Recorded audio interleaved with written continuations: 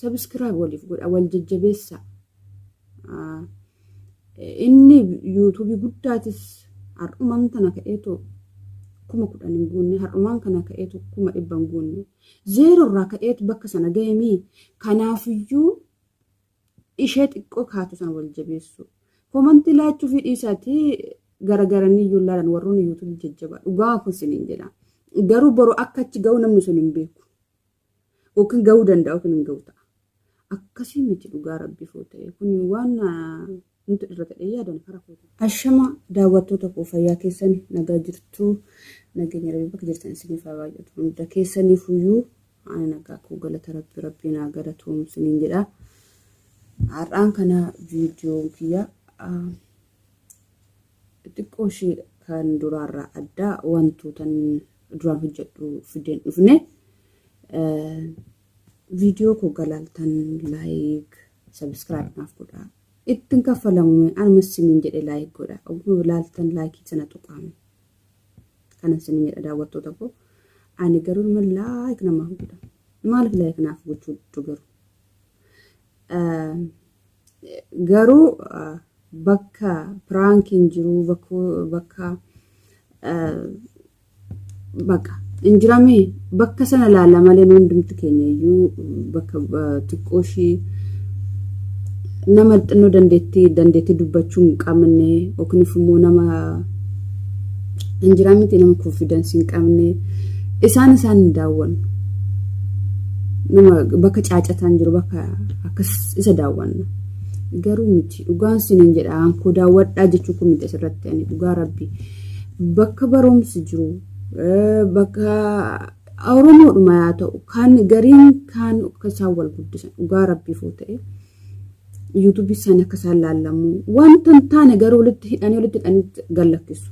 Garuu viidiyoon isaanii haala isaanii itti laallamu dhugaa rabbii. Oromoon dhugaa wallaa garri maaliif waliin jabeessinu garuu maal viidiyoo waliin daawwannu. Dhugaa laalta maal subscribe gootan waan dura irratti jira. Dhugaa rabbii wantu tokko dura irratti hin jiru yaadonni karaa kootiin jechuudha. Kanaafiyyuu maal subscribe gootan eenyumaaf iyyuu guma agartan jechuudha. Mee gariin kan namoota isaan kan laalaa Oromoodhaan alaachuudha. Akkasaan haamlee walii ta'anii wal jajjabeessan. Dhugaa rabbii ani eenyumayyuu haa ta'u walitti hin gufatina. Subscribe waliif godha wal jajjabeessa. Inni YouTube guddaatis har'umaan tana ka'eetu 10,000 hin guunne har'umaan kana ka'eetu 100 hin guunne zeero irraa ka'eetu bakka sana ga'eemi. Kanaafiyyuu ishee xiqqoo kaatu sana wal jabeessu. Komantii laachuu fi dhiisaati garagaranii iyyuu ilaalan warroonni YouTube jajjabaa dhugaa kun siniin jedha. Garuu boru akka achi ga'u namni sun hin beeku. Yookiin ga'uu danda'a yookiin hin ga'u ta'a. Akkasii miti dhugaa rabbii foo ta'e kun waan nuti irra ta'ee yaadan karaa kootiin. Nama keessattiyyuu warroonni gola madaan hojjetan dhugaa rabbii foo ta'e akka kiyyaa yoo ta'e anama warroonni bakka bira jiru mana gaariidha garuu hojii kana isinitti hojii nama natti baay'ata malee viidiyoo har'aa guyyaan gallakkisuun man danda'a.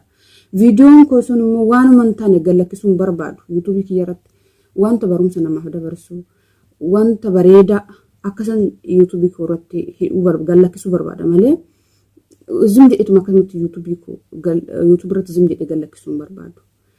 Kanaaf isiniin jedha. Isoo isan taane immoo abbumti fi waan fe'aa gallakkisu. Sin subscribe gootaniif maaltu dirrata? Umtuun dirratu. Kuni jecha biraate oo rakkina biraate malee waan narra irratu qaba abbuma fe'uun subscribe godheef jechuudha. Kanaafiyyuu warroonni Oromoo taatan dhugaa akkasuma sirbii Oromoo gallakkifamu namni daawwatu hin jiru. Yeroo hunda laala dhugaa rabbii foo ta'e sirba Oromoo isaa ta'uu waanuma fe'iyyuu wanta Oromoo laallatu dhugaa gallakkifamu gonkumayyuu laallatu. Garuu na ajaa'iba dhugaa. Viidiyoon laallamu yookiin namni 10,000 kam cimaa ta'e 30,000 kasa laallamu wanni guddaadha. Maaliif warroota biraa laaltanii har'umaan tana ka'anii har'umaan tana wal jajjabeessanii guddatu. Kanaaf waan irratti hin jiru wal jabeessa wal guddisa ani subscribe waan godheef abbuun tokkoof kun anaaf gaariidha yaada waan irratti hin jiru. Namni tokko immoo har'aan tana waan subscribe naaf goote boroon subscribe siif gochuu baadhe yookiin viidiyoo kee naaf hin dhufne ta'a yookiin haalli naaf hin mijanne ta'a. Akkuma isiniin jedhe warroonni mana madaanii jirtan. Warreen oon arguu baadhe yookiin arguu baatte wal bormoo dhufe maaliif is bira darba. Awwatu tana gochuu baate laazim siif gochuu qaba. Kana walitti hin guufatinaa isiniin jechuu barbaada. Dhugaa rabbi walitti hin guufatinaa. Kun warroon akkasii kun dhugaan guddattuudha iyyuu yaadu. Faayidaan qabu dhugaan isiniin jedha. Immoo warroonni viidiyoo gurguddaa qabdan subscribe dhiisaati jalmatti viidiyoo kunaa daawwadhu yookiin immoo like naaf godheettanii duma comment isin barreessitanii fi viidiyoo keessan sana galee ilaalu. Yoo ilaale yoo kanaaf subscribe godhaa isiniin jedha. Garuu bakka sana akka ga'u bakka inni geessan akka ati geessu beeku ga'uu dandeessa boroo jechuudha. Garuu baay'ee namatti tokko baay'een laala dhugaa rabbi nagarrama rabbi maaliif hojjettan akkasii miti hundumtuu bakka sana ga'uu dandeenya. Zeero irraa ka'ee bakka sana nan ga'a. Yoon kaayyoo qabaadhe yoon cimtuu ta'e cimina immoo hin beektu sunuyyuu maaliif hojjettan mana madaamii keessatti baay'ee ulfaata. Kanaafiyyuu keessattiyyuu warroonni mana gola madaamii jirtan akkuma isiniin jedhe yookiin jarri nagaa amala bareedaa qabaatan hojii isinitti ta'a yookiin bakkeetti hojjettantu murteessaa isinii ta'uu danda'a. Baay'ee nama dhiba. Viidiyoon keen bareeduu akkas waliin hin jedhina. Laalaa fi sababa isaa mana isheen jirtu beektanii mana isheen jirtu bakka isheen itti hojjettu hubachuu fi qabdu. Uffata tokkosaa ta'a, nyaata hojjechaa ta'a, uffata gaarii uffanne ta'a. Keessattuu kana irratti nama taazaba dhugaa waaqa. Uffata nama madaala. Dhugaa rabbi namni uffataan nama madaalina eenyumtuu wal qixa.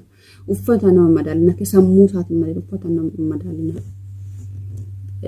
Subscribe gochuudhaaf uffataan yookiin immoo miidhaga ishiitiin yookiin miidhaga isaatiin nama madaalina. Nama afaan qabu. Namni tokko haala itti mijachuu dide malee confidence hedduu waan qabu hin jira. Dandeettii guddaa waan qabu hin jira. Haala itti mijachuu dhiisuu danda'a. Akkana isiniin jedha daawwattoota tokko keessatti akkuma isiniin jedhe viidiyoo koo bareechee hojjechuu barbaada.